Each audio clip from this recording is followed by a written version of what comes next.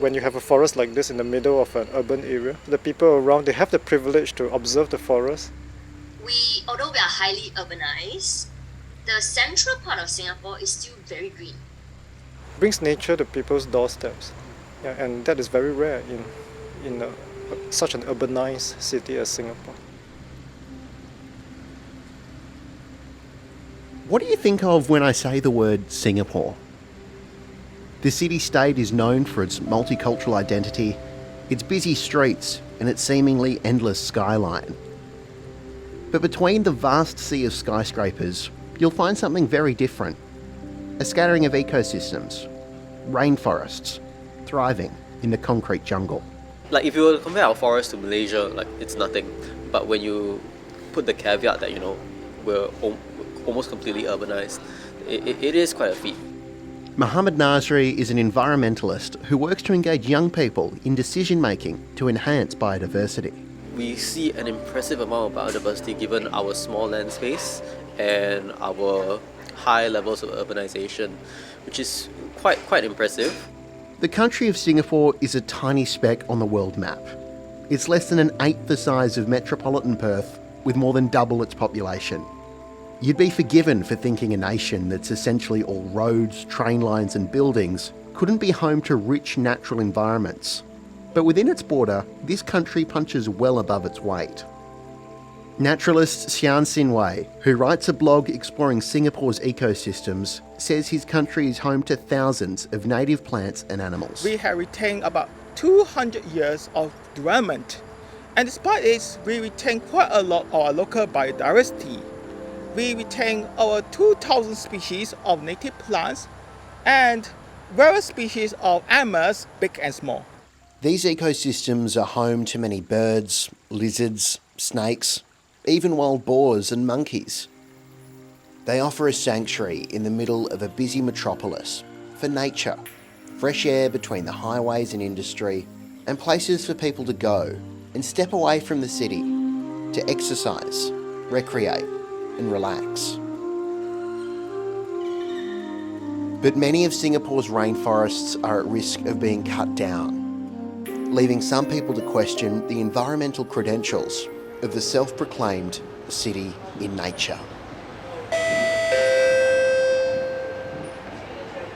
Dover. If you get off the train at Dover Station in Singapore's east, you might bump into Chua Chin Tat. He's a local resident who leads tour groups through the small patch of ecosystem known as Dover Forest East. Yeah, and so far I've brought about 50 walks through the forest, each time about 20 people. Yeah, so that's about 1,000 people that I've personally brought through the forest. This forest is small, only 200 metres wide and 400 long. It's hemmed in by high-rise apartments, an education campus and a train station. Like most of Singapore's ecosystems, it's a secondary forest, meaning it's regrown from previous clearing. In this case, a rubber plantation and an old village. A recent survey of the area found that over 150 species of birds, mammals, reptiles and insects call the forest home. So I want people to come in and see the forest for themselves. Think about the value of the forest and whether it should be kept or not. Its prime location and a housing shortage has led the Singaporean government to make Dover Forest East the site of a public housing development, which will spell the end of the ecosystem. Chintat has led the campaign to save the forest. I live just next to the forest, so the forest is on my backyard. So my wife and I, we thought that we couldn't sit back and not do anything and watch the forest being cleared. So we had to try something to raise awareness for the forest and maybe to push for its conservation. Stories like Dover Forest East are far from unique in Singapore. The sentiment I get at the end of these walks is that they would very much like the forest to be kept as well. Yeah, they see what is inside. They hear me share the stories of the creatures living inside. Yeah, they do feel something for the nature here. They would like the forest to be conserved. Singapore projects an image of itself as one of the greenest cities in the world, with almost 30% of the city covered by trees. But whilst this number is high, it's a far cry from Singapore's past. Singapore, capital town of a tiny island at the foot of the Malayan Peninsula. Deforestation has been happening since day one of colonial Singapore. In the early days, forests were cleared by the establishment and expansion of pepper and rubber plantations. The business heart of this cosmopolitan town is Raffles Place. Here it is that many of the romantic Far East trading houses have their main offices, for interests as varied as typewriters and tin, rubber and palm oil, shop windows. But as the quality of soil degraded with each harvest, these plantations quickly failed. By the end of this time, only 7% of the forests that stood before colonisation remained. Since then, deforestation has almost exclusively been driven by the growth of Singapore into a bustling city.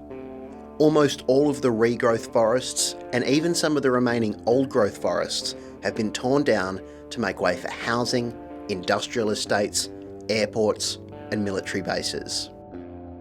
Whilst this development led to the modern city-state, it also led to the destruction of 95% of Singapore's forests. Just under 26 square kilometres of forest cover remain. Singapore has been trying to make up for the reduced natural environment by branding itself as a city in nature and adopting policies that see more trees and sustainability measures within the urban fabric. But tropical rainforests are some of the most biodiverse and complex ecosystems on the planet. Ecologically speaking, the urban tree cover you find in city parks and on streets and buildings can only go so far. If the development is happening without putting in mitigation measures or without engaging with nature communities or the wider community, then it can potentially affect wild species, including monkeys. Dr. Andy Ang is a primatologist and the chair of the Jane Goodall Institute in Singapore.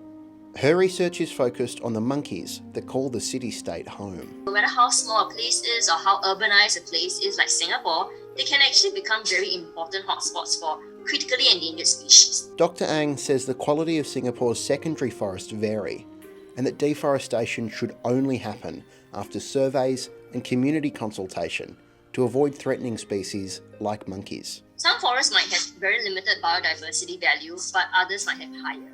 So whether the clearance will affect the monkeys or not, it depends on the locations as well. But sometimes, some of these forest patches or remaining habitats serve as habitat connectivity, so getting from one place to another. If we do clearance or deforestation without proper mitigation measures or surveys beforehand, it can definitely affect species, including monkeys. As we remove the forest patches bit by bit, right, it's sort of disrupting this connection. That disrupts gene flow. Long term, this can give you things like a high degree of inbreeding, and yeah, that's going to be disastrous for your biodiversity. So that's the main concern with extensive forest clearing in Singapore. Environmentalist Muhammad Nasri says that the issue of deforestation needs to be looked at from a country-wide perspective, and that focus campaigns, such as that for Dover Forest East, may be missing parts of the larger picture.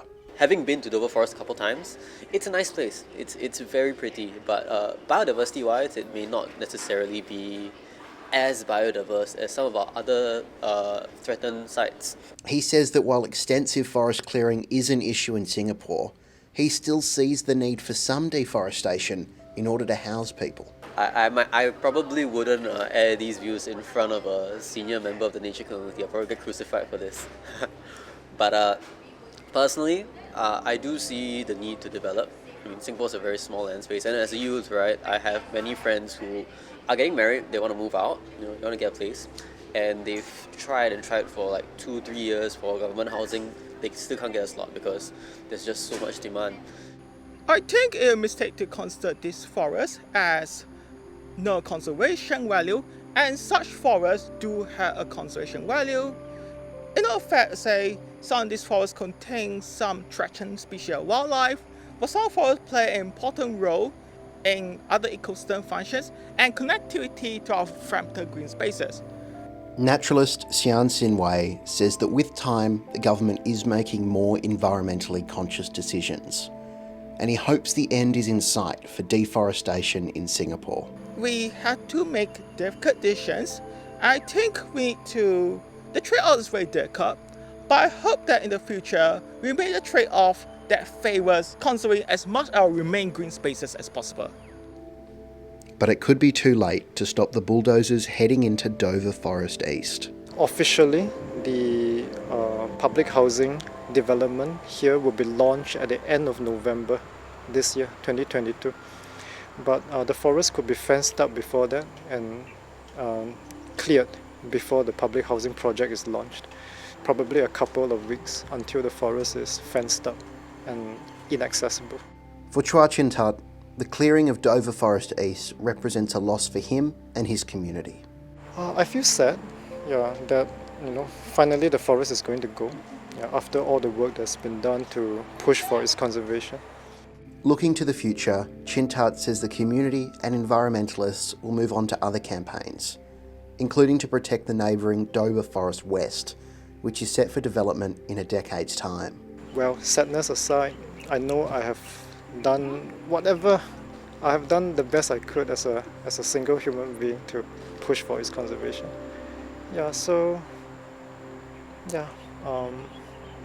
A little bit of sadness, but also some satisfaction that I've done everything that I could.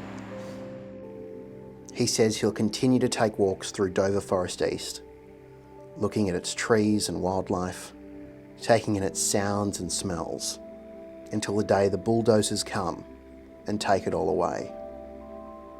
So I hope that, the creatures here, they could find another habitat somewhere.